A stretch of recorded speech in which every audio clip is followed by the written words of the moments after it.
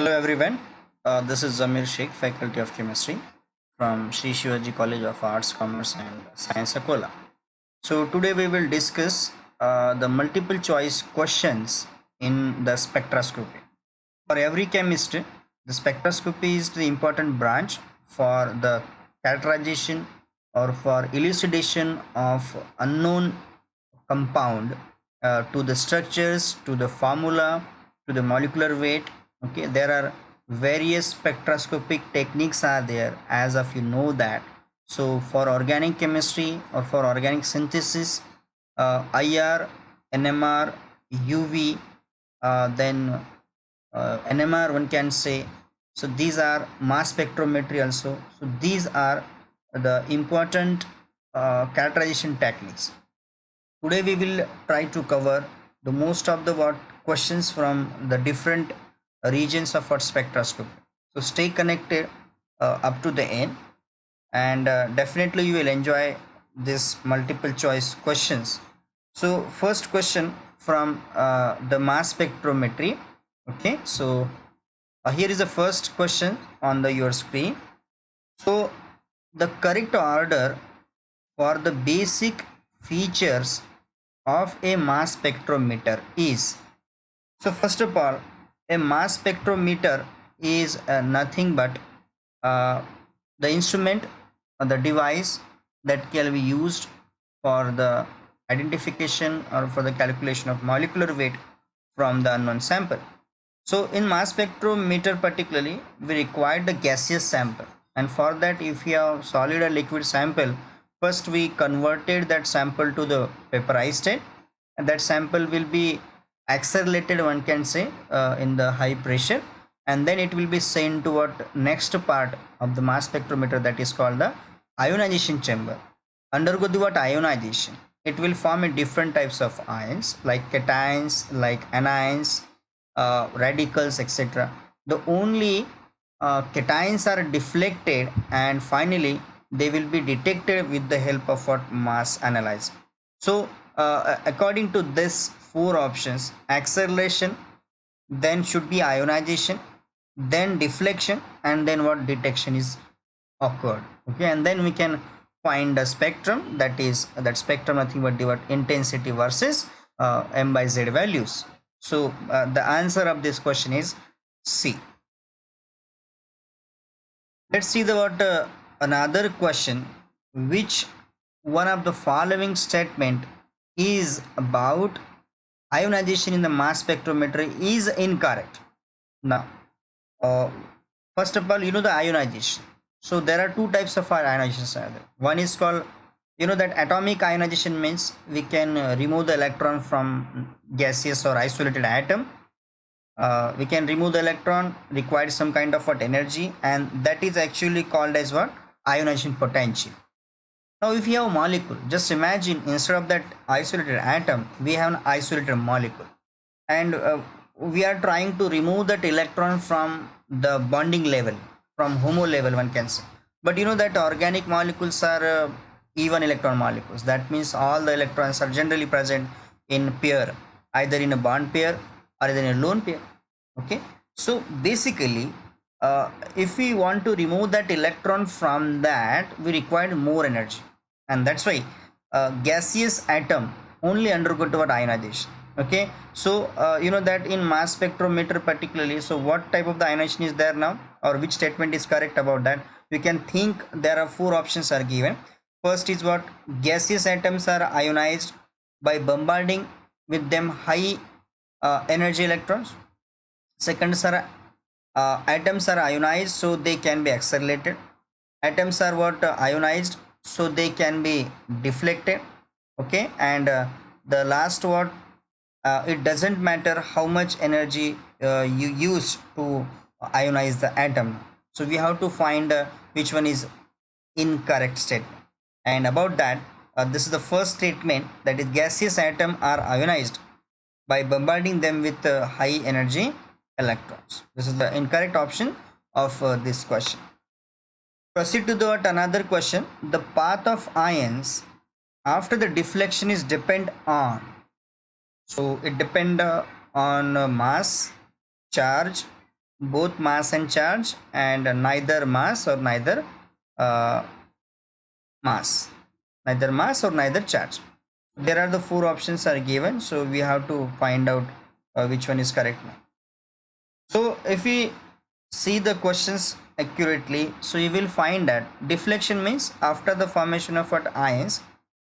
So that means in ionization chamber. Okay, so ionization is there, and after the ionization, there will be what different types of what cations and anions will be formed now, and they can be separated with the help of what two system like charge as well as what the mass now. Okay, and that's why we can separate out with the help of what m by z value. Okay, this is the correct option for this question. Okay, let's see what another question. uh, Mass spectrometer requires, we require what type of water system? We require high temperature, we require high cooling, require high vacuum, or one can say we required what, high pressure. So from that one can simply say that in mass spectrometer we require what, the high vacuum. Okay, neither temperature nor the cooling or pressure. Okay, required what, a high vacuum. So your correct answer is C. Let's look to the what another question. uh, which ratio is measured by mass detector? You know that in mass spectrometry we are taking the ratio of mass with respect to charge, so that's why I call the m by z. Your correct answer should be D now. Okay, so question number next. Which of the following is not a use for mass spectrometry? We have to find out now that mass spectrometry particularly forward the isotopic abundance, yes, correct. Okay, then investigating the elemental composition, yes, we can also find out this. Then confirming the presence of OH and CO in organic compound, and lastly what, calculating the molecular mass of organic. Now look at the first A, B and D option. They all are related to particularly the masses of that atoms now, and either isotopic, either elemental composition, or either what molecular mass, they all are belong to the mass spectrometer. So one cannot find out the OH or CO. That is these are the functional groups, and that can be done with the help of what, IR spectroscopy. So your correct answer should be C. The next question is what, which one of the following statement is about the mass spectrum of methyl bromide is correct? You know that halogens are what easily detected with the help of what this technique, mass spectrometry, like chlorine and bromine, because they have what, stable two isotopes. Okay, so you know that whenever one chlorine atom is present in any sample, so the one chlorine atom should be the chlorine having abundance is what, uh, one can say for chlorine there will be different peaks will be there, or for bromine also what, different, because chlorine having two different isotopes. Okay, and in case of what bromine, both the isotopes like 81 and 79 both have what, the equal masses, right? And that means 1:1 ratio should be there now, so must be one bromine, so there are two peaks should be appear. Okay, so look at this one now. So from that given options are given, the last two peaks are equal size and occurs at m by z values of 94 and 96. So just count the methyl is 15 and bromine is 79 and 81. Okay, so you can combine these together.